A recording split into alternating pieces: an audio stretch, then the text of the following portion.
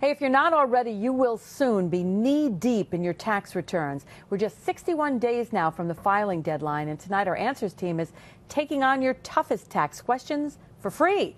Jerry's in the newsroom, probably getting a few questions answered himself. He's with one of our CPAs. What do you got for us, Jer?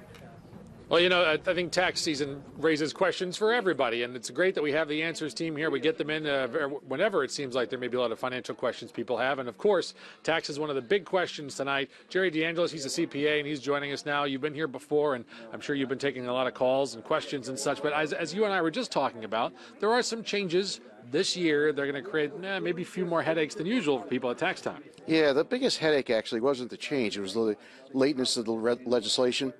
The legislation that kept us supposedly off the fiscal cliff, the Tax Reform Act. Yep.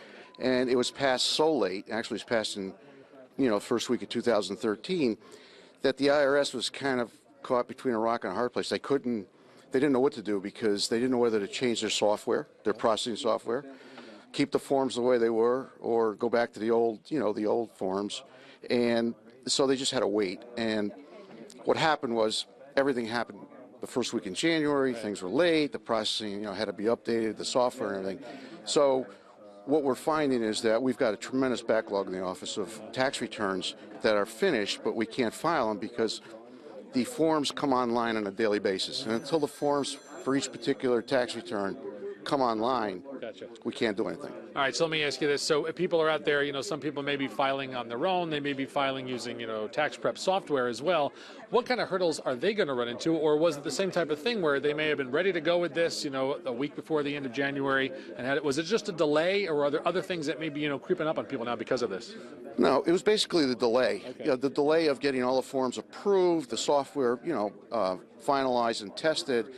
And really what it hurt, I think, on the individual side were those people that were entitled to the earned income credit. Because I think the original estimate by the IRS was they couldn't file until January 29th. Yeah. That was, I believe, changed to around the 15th, but it was still later than normal. So overall, how did this change affect people? I mean, was this a positive for most people, a negative? What was the impact that it had? The impact was that if you were waiting for a refund, it created a delay. Well, I mean, fiscally, like people who are affected by the change, not so much the delay.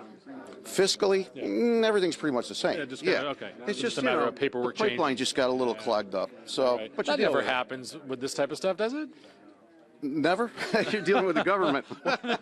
I'm glad you said it and not me. All right, Jerry, I'll let you get back on the phone and maybe take a call from one of our elected officials now to yell at you. But all right, thanks very much. Hey, 381-4939. You got questions about taxes or anything else? There's the phone ringing right now. I think that's probably one of the local elected guys for Jerry. Liz, we'll send it back to you in the studio.